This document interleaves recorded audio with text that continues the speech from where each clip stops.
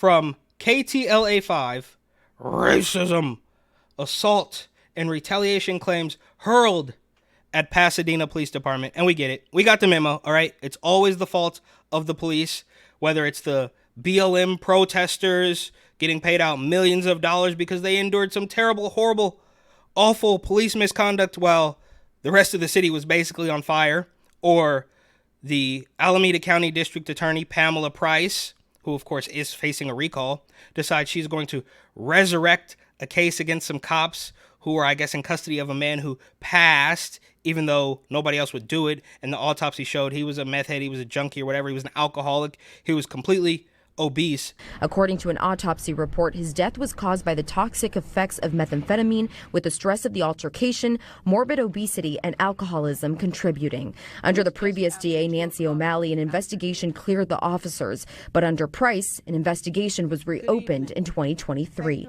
But that doesn't matter. It's the fault of the cops. Then you also have the recent story of the lady in Oakland who blames the police, which it's common knowledge that the police aren't going to help you in Oakland, but she blames them because they didn't do enough when some Oakland thugs took out her former son-in-law after he was trying to retrieve some electronics that had been stolen from her. That's a really complicated story, but it doesn't matter. It's always the fault of the cops. And then, of course, you also have the story of the overdoses in 2023 reaching an all-time high in San Francisco. But it comes down just a little bit because there was more law enforcement on the street that, might have helped the problem a little bit. But even the city hall bigwigs decide that it's too early to tell whether increased law enforcement had anything to do with the improvement of overdoses. 2023 set a grim benchmark for deadly overdoses in San Francisco. In all, the city tallied 806 overdose deaths over the course of the year. It's been a tragic year for overdoses because more people have died this year than ever before. Well, the city set that all-time high benchmark for deaths. As the year drew to a close, the number of overdose deaths began trending downward. 84 deaths in January, 88 in August. By December, that number had dropped to 52 overdose deaths. On social media, Mayor London Breed noted the record number of deadly overdoses. In a series of posts, she said the city must continue to offer treatment programs and that, quote, "We are also enforcing drug laws to shut down open-air drug markets." The downward trend roughly coincides with the increased federal, state, and local law enforcement crackdown in the city. City officials say it's too early to attribute the trend to increased enforcement. It's all absolute nonsense, but my name's Eric. This channel is called Report and Opine. Please like, comment, share, subscribe, hit the notification bell. I'm absolutely begging you. I'm begging you, please. Come on, please. It would help me a lot and it would cost you nothing. But if you want to help me even more and spend a little bit of money, go ahead and buy my book, New York City 2020, Gotham Unglued. Okay, so those are all other stories. And I completely digress from this, which is about the Pasadena Police Department.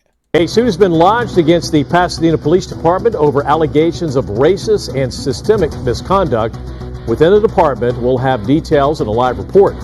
KTLA 5 News at 3 starts right now. And look, they just use these, racist and systemic, right? How can you constantly be using the term systemic and not question Gavin Newsom, or more importantly, Bo Jiden, who helped create the system that you're constantly complaining about? Good afternoon, I'm Glenn Walker. And I'm Creed Winter in for Lou Parker. We begin this hour with serious allegations against the Pasadena police force. A group of current and former... Serious allegations. Yeah, some weirdo race baiters decided that the cops were racist, and that's very serious, right? And they've been doing this, pretty overtly since, I don't know, at least Rodney King. Officers claim that they have been subjected to assault, racism, and retaliation within their own department. KTLA 5 Jennifer McGraw live now in Pasadena. Okay, this is actually great. So this is police department infighting, right? So now, the ideology is getting so invasive that there's people within the police department claiming that there's other police officers who are racist. With the details. Jennifer? Glenn and Kareen, in one case, a commander allegedly choked out one of his officers. In another, a lieutenant kicked an officer so hard in the leg that he needed surgery. And we're hearing lots of comments and allegations of retaliation. Dangerous and damaging allegations being hurled at the Pasadena Police Department, particularly against people and officers of color. With claims of discrimination, harassment. Right, of course. In Los Angeles, there are black cops claiming that other cops who I guess are not black are racist towards the black cops.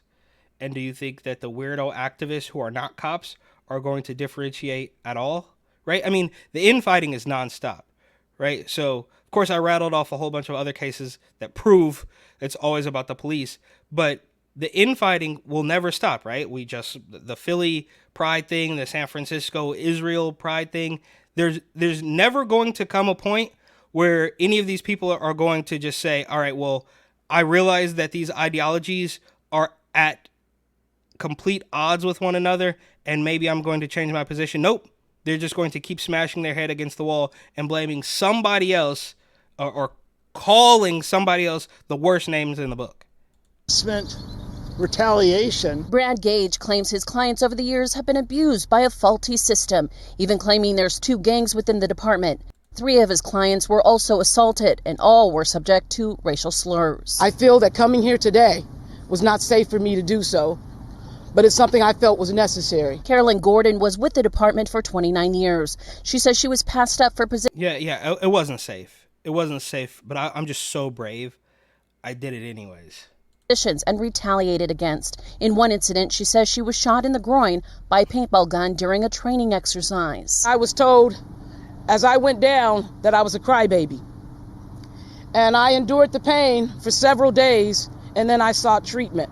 And I later was told I was bleeding internally. That's just one of many claims by the officers. While the police department can't speak on pending litigation, the Pasadena Police Association can. When they named me specifically in my incident from 2004, that case was adjudicated. It went through a evidentiary hearing with sworn testimony, and the individual who made the allegation against me was proven to be lying. David Lannis is still an officer with the department, but years ago faced allegations that he paid a suspect to attack a trainee, adding that the claims once again brought up are false, as he says many of these are too. I'm not saying any department is perfect. What I am saying that the circus in front of our police department is not the avenue for it. In total, the attorney says that 6 victims have come forward and 4 lawsuits have been filed. Live here in Pasadena, Jennifer McGraw, KTLA 5 News. Okay, I'm not really sure this explains anything, except for, as we know, for a fact, there are no adults in the room.